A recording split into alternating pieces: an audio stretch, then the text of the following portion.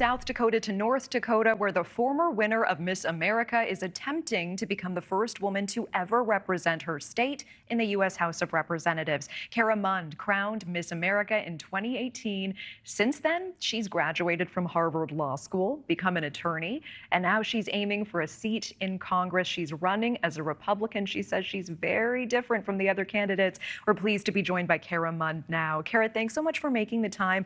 I want to jump right in on this because we just heard South Dakota Governor Kristi Noem's claims talking about cartels moving into native reservations, saying that the cartels have recruited tribal members. They are operating from those lands. Do you agree with the governor's comments?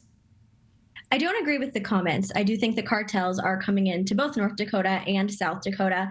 But she's the governor. And, it's states like North Dakota, South Dakota, we really need to empower our tribal lands. We need to stand with them and support them in tribal sovereignty. She's using very divisive rhetoric, which is very concerning. And so if you really want to address the problem, it's not placing blame or saying that certain people are benefiting. It's coming together and figuring out what's the solution to combat this. Do you agree with the 8 out of the 9 tribes in that state that have either banned or are in the process of banning Governor Noem? Yeah, I agree with tribal sovereignty, and that's their decision. They have the ability. They've come together. They're empowered. They've said, we don't want her on our lands, and for that, I applaud them.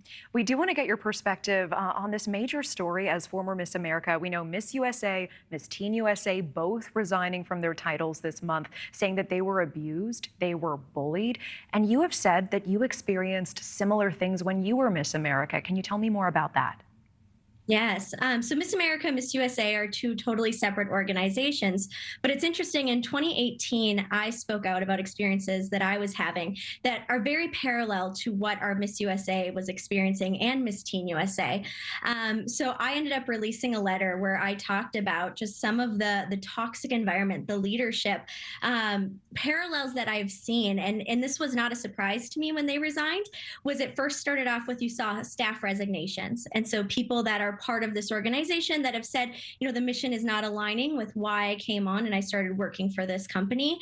So you see staff resignations. Then we started seeing Miss USA, and this happened to me too, where they're not as public. And so someone is posting for them on social media. Maybe they don't even have as much of a presence anymore. You're not seeing them at these top appearances.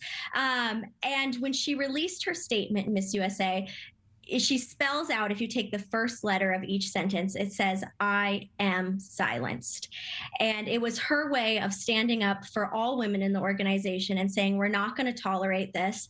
She made the decision to resign, but made it in a very clear way where we want to ensure that the women that come after her don't experience the same type of treatment that she had. And it also speaks volumes when the teen stands with her miss and says, I too am going to resign. It's not just an issue of the miss or the teen. Together, they've come and they've said, this is not the treatment we want the women in our organization to experience. Speak to this a little more, because it is so difficult to become Miss USA or Miss America. So many sacrifices. It is the pinnacle of a multi-year-long dream for most people. To give that up, to take a step back, to not be able to stick it out another 3 months, I think really says something. And it looks so shiny from the outside. Tell me about what it's like being on the inside of that. What is the worst thing that happened to you, the thing that was hardest to heal from in subsequent years? Mm-hmm.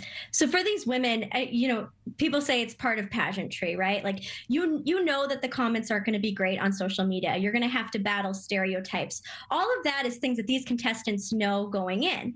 But it's once you're in there having to deal with a leadership that's not supportive, that says degrading comments, that basically has removed your voice. I think that was the hardest part for me, was that I knew I was given this platform for a year. I wanted to advocate higher education. I wanted to advocate for the Children's Miracle Network hospitals, Make-A-Wish Foundation, all organizations that were really important to me. And at the end of the day, I didn't have a voice. And I was seeing the exact same thing with our Miss USA. Cara, what was the most degrading thing that was ever said to you? You mentioned that.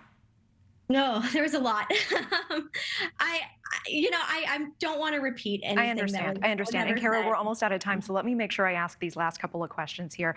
You've criticized former President Trump. Can you clarify your stance on him? Do you endorse him? Are you voting for him? And do you think you can win running as a Republican without supporting him? Yeah. So my race is 5 candidates. I'm the only candidate that is not bowing to Trump. In the first debate, I mean, there was among the candidates, Trump's name was said at least 25 times. The reality is, as the Republican nominee, if he ends up being the president, I will have to work with him, but I will not worship him. And that's what makes me very different. As an attorney, I believe in law and order. I believe that no one, including a former government official or the president, is above the law, and that all laws apply equally. And so in our race alone, that is the one main issue that makes me significantly different than any of the other candidates. And it's also why I joined the race. I didn't feel represented. I know exactly how my opponents are going to vote. They're going to do whatever he says. And at the end of the day, I'm not representing Donald Trump. I'm representing the people of North Dakota. And quickly, what would it mean to women in your state if you were to be elected to Congress? Yeah, well, I was the first Miss America ever from North Dakota.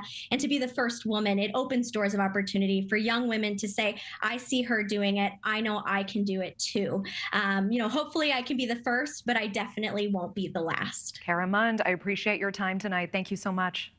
Thank you for watching. Go to newsnationnow.com to find News Nation on your television provider. And don't forget to click the red subscribe button below to get more of News Nation's fact-driven, unbiased coverage.